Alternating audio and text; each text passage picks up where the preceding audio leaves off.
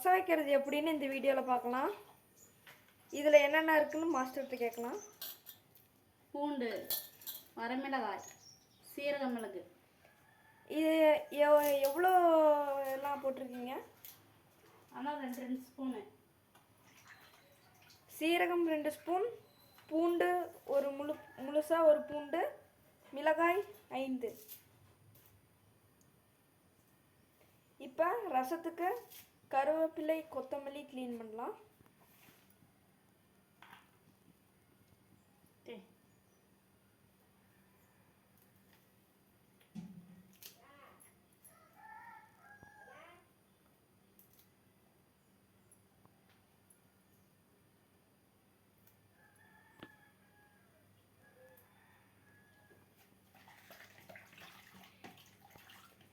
எல்லாம் ஒரு டைம் கழுவிடலாம்.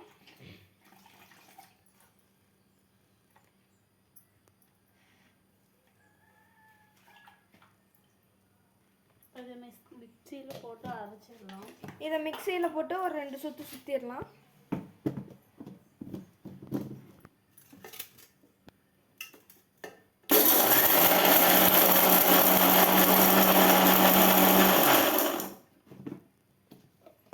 இந்த லெவலுக்கு மஞ்சி வந்தால் போதும். இப்போ எல்லாம் ஒரே இதில் வச்சிடலாம். அரைச்சி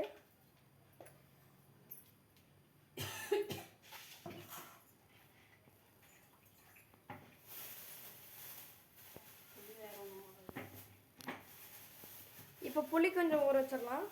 இப்போ வந்து நம்ம இதை இந்த லெவலுக்கு அரைச்சி வச்சுக்கிட்டோம்னா போதும்.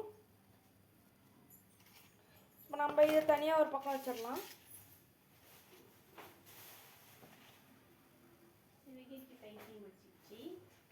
நீங்கள் பேசுறதுனா அப்படியே யூடியூப்ல போகும்.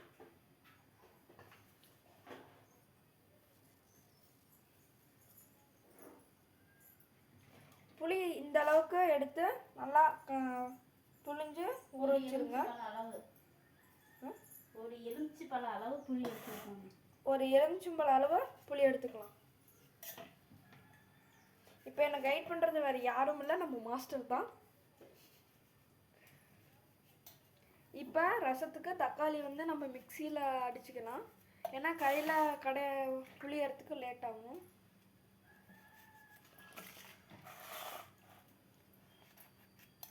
இப்போ நம்ம மாஸ்டர் இதில் ப்ரொஃபஷ்னலாகிறதுனால வேக வேகமாக அறிகிறாங்க. இப்போ இதையும் ஒரு சுற்றிக்கலாம்.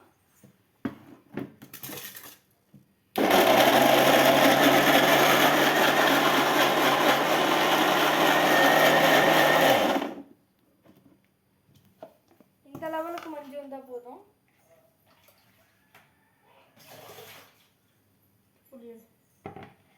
இப்போ அந்த புளியை ஊற வச்சிடலாம். இப்போ அரைச்சி வச்ச தக்காளியை ஒரு பக்கமாக வச்சிடலாம். ஒரு எலுமிச்சம்பழம் அளவு புளிக்கு ஒரு சொம்பு அளவுக்கு தண்ணி வச்சிடலாம். வச்சு ஊற வச்சிடலாம். இதெல்லாம் ஒரு பக்கமாக இப்போ வச்சிடலாம். இப்போ ரசம் தாளிக்கலாம்.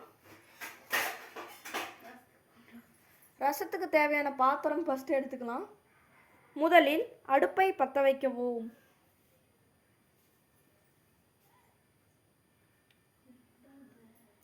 நம்ம மாஸ்டர் இப்போ தான் பாத்திரம் தேடிட்டு இருக்கிறாங்க. இந்த பாத்திரம் இப்போ இதில் ரசம் வைக்கிறது ஒரு சட்டியில் இதில் வைங்க.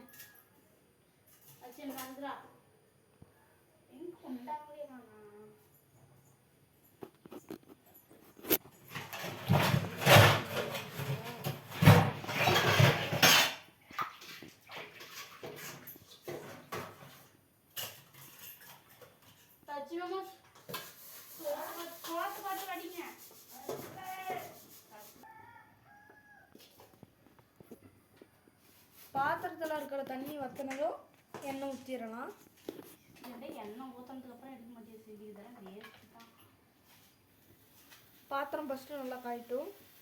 இப்போ எண்ணெயை ஊற்றிடலாம்.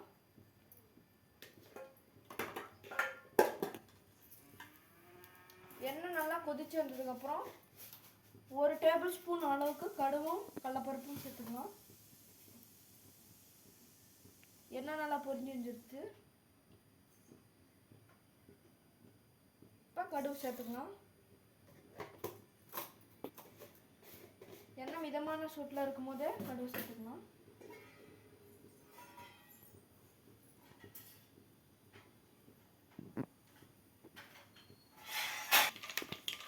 இப்போ அரைச்சி வச்சதெல்லாம் சேர்த்துக்கலாம் எண்ணெயில்.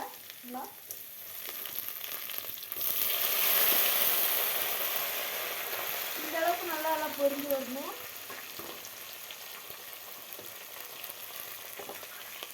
கொஞ்சமாக கொத்தமல்லி சேர்த்துக்கலாம். மிதமான சூட்டில் கிண்டிடணும்.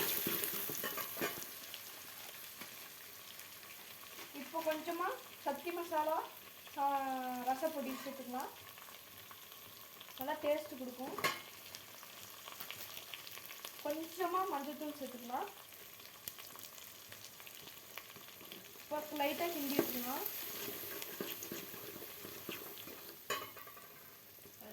இப்போ ஊற போட்ட புளியை லைட்டாக பிசைஞ்சு விட்டுக்கலாம். இப்படி நல்லா பிசைஞ்சிருங்க. இப்போ நம்ம அரைச்சி வச்ச தக்காளியில் இந்த அளவுக்கு தண்ணி சேர்த்து கலக்கி விட்டுக்கலாம். சேர்த்துடலாம். கரைச்சி வச்ச புளியும் சேர்த்திடலாம்.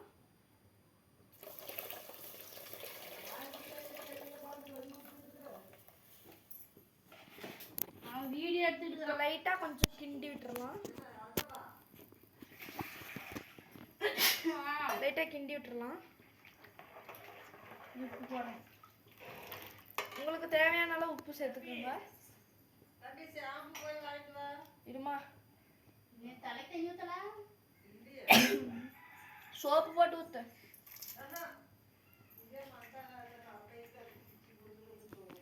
லைட்டாக கிண்டி விட்டுறலாம்.